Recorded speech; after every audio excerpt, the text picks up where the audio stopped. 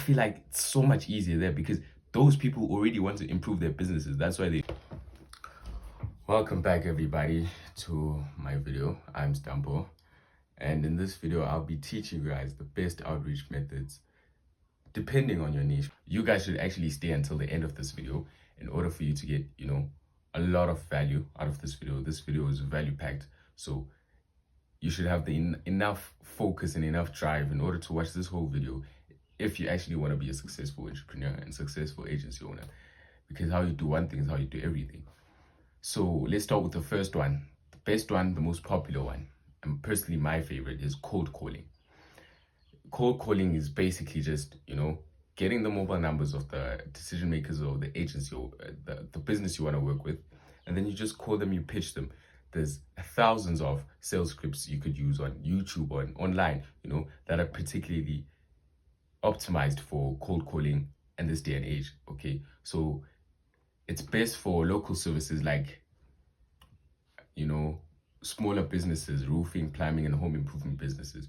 All of these businesses that you think, okay, the owner has to be the one that picks up, majority of the time. So it's normally small businesses. Just hands-on businesses normally have the mobile numbers of the decision makers out there. Of course, you could use softwares like Apollo, softwares like Lusha, or softwares like Limlist in order for you could pay for that information and actually not actually use small businesses or home or hands-on businesses like construction and home improvement businesses.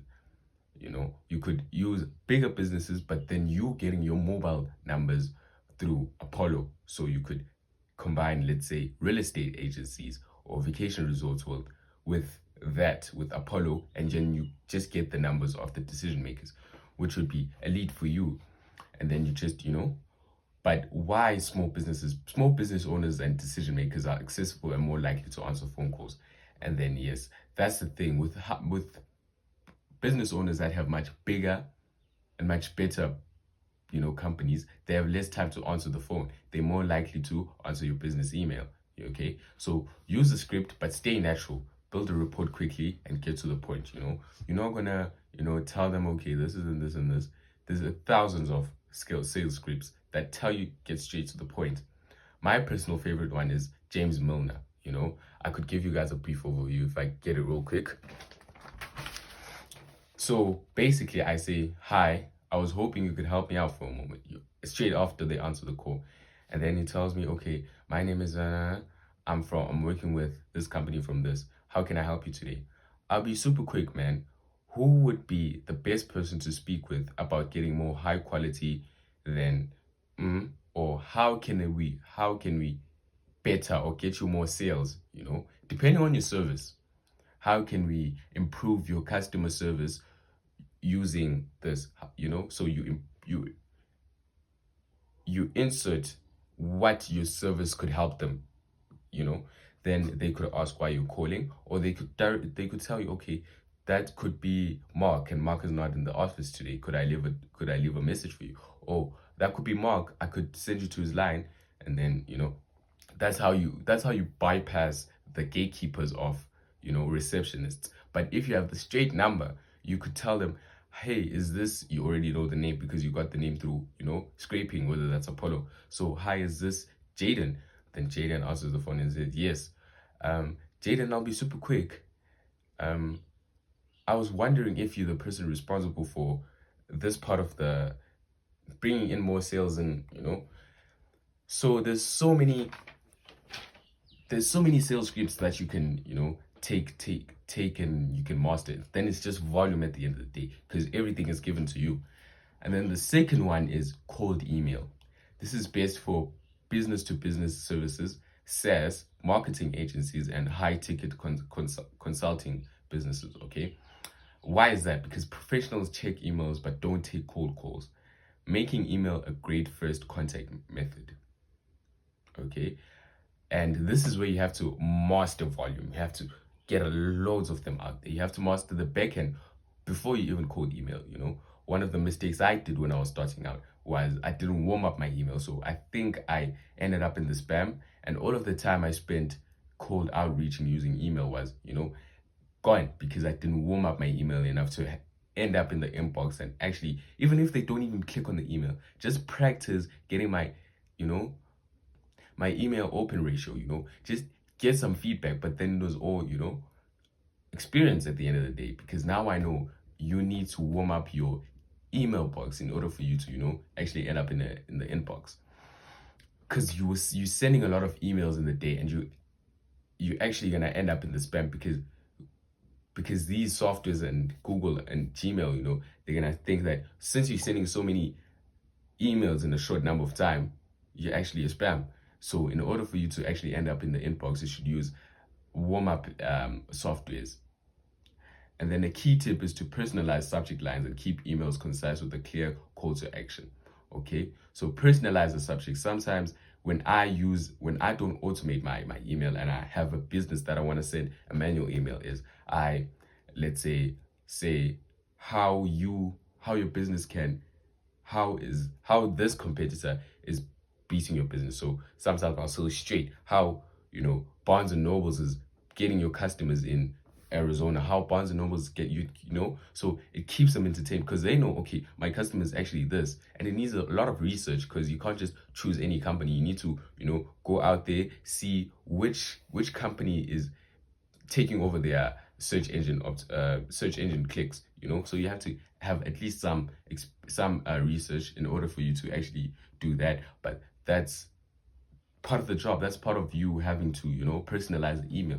And then in the email, you could also use tools like Apollo. All of these outreaching tools would actually gather information for you, automated, but still keep it personalized. Okay, so you'd find your email saying, okay, congratulations on the promotion.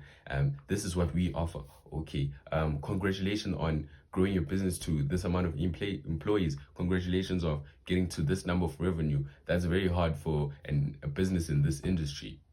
This is how we can help you grow even more and become, a pioneer in your industry. Number of tools out there that can help you with cold email. And then the third one is personal branding. What am I doing right now as of the second? I'm creating my personal brand.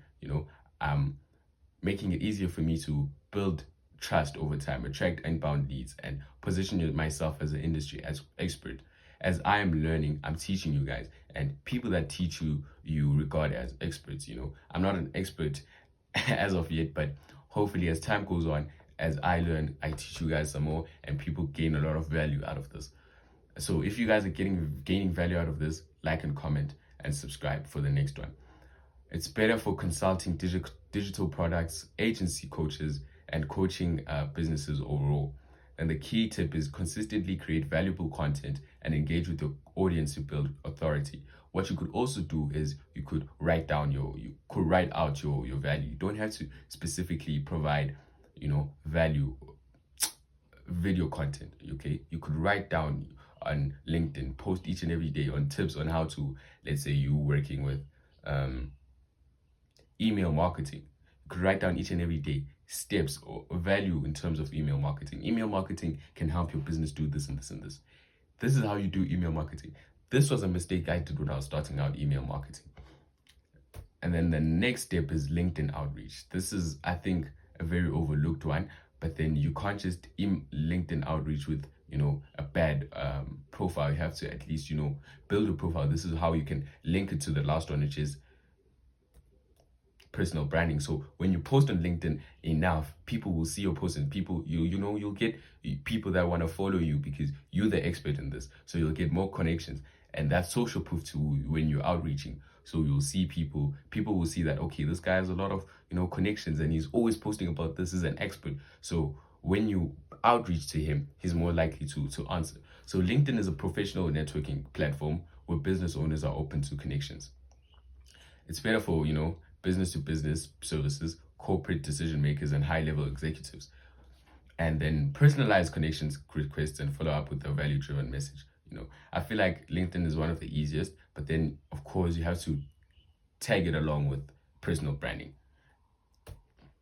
And then direct messages, DMing on Instagram, DMing on Twitter, DMing, people will provide. You can also link this with scraping the decision makers information from Apollo and other softwares, and then you just get their Instagram, get their get their Twitter, and then you get their X, sorry, and then you just message them through that. But I feel like it's much harder. I don't know. Maybe I'm biased and it's my opinion, but you could check it out. It's for local businesses, e-commerce, and personal brands and fitness coaches. That's, that could work because those people are always on their phone. They need social media in order to, to improve. So you they most likely to see your message when you direct messaging than when, let's say, you email, you know. So it's easier for casual engagement and quick responses, especially if you already have content. That's why you should take it along with, personal branding. And then the key tip is to engage with followers first before pitching to make outreach feel natural. And then the last one is door to door. Yeah, I feel like people have called this outdated, but I feel like it could work. I'm gonna be honest with you guys. I did do out door to door, but that's when I first had my first agency. Went terribly wrong. And if you guys want a story time, I was very young. I was 15, and I went to a business and I pitched them. It was very bad, but experience nonetheless. And then local businesses like small businesses and security services, home improvement, solar, and then why direct face-to-face interaction builds instant trust and increases conversion rates if you know what you're doing. Okay, and I feel like it's much more easier to call a bluff when you're face-to-face. So when you're starting out, you don't know a lot about your agency. It may be kind of hard, but that's when you know it's gonna grow much easier. And then be confident, use friendly approach, and have marketing material ready to leave behind. Whether that's your email, whether that's your website, have that so you can leave behind. So you don't bombard them with your time. Get your job done, and then just go leave your information. Leave them on a cliffhanger. Make them enticed to call you to check your email. Okay, this guy, he had confidence and he knew what I was talking about. Let me just look at his email, his website, and then your website you have, testimonials, you have case studies, and then boom, bam, you already have them. And then the last one, is networking and referrals. This is best for high ticket services, consulting, marketing, and real estate. This is where you get the high ticket offers. This is where you get, the over $10,000 price range. Okay, this is where warm leads from trusted sources convert better than cold outreach. Okay, this is where you do so much of a good job that your a business that you're working with and you've provided so much value, they go to their, maybe let's say a friend of theirs that is similar in their niche and say, okay, I was working with StamMedia.digital, and Stambo is such a great guy. Everything is hands-on. His business is so professional. He got me this amount of leads through email marketing, and you should check him out. And when times are tough, that guy's gonna check you out, and that's how you get clients through referrals. And this is a key tip: attend industry events, build genuine relationships, and ask for referrals. So if you're working with this industry, and this industry normally has let's say a get together or just events, go there, have your information ready, get there willing to learn. You have to master your industry, master real estate. Once you get there and it's a real estate event and they teach you guys, okay, how you can be a better at real estate. Once you know the ins and outs of that, you could position your sales in a way that will make it impossible for you not to sign clients. So once you're there, then you go out there and you're like, okay, what's your company's name? Okay, that's cool. What key takeaways did you get from here? Okay. Oh, okay, that's crazy. I came here to, master this niche and master this industry. What we do is we an email marketing, we're lead generation, we're advertising, we're an advertising agency. I feel like it's so much easier there because those people already want to improve their businesses. That's why they're in those seminars. That's why they're in those events. So this could be overlooked, and this could be, could be the best one, in my opinion. And that's the video for you guys today. I hope you guys found a lot of value. If you did, like, subscribe. Tell me what you guys want more. I'm planning on posting on every Saturday, Monday, and Wednesday. Saturday, Monday, Wednesday. Saturday, Monday, Wednesday. Consistency, guys, but join for the journey. We're shooting for the stars. Hopefully next week is when my volume goes stupid amount of volume in terms of cold calls, and then also cold out emails. Hopefully I set up a system where my cold emails just, smooth. Everything goes perfectly smoothens, Always strive for perfection. Even though you won't get it, always strive for it. Bye.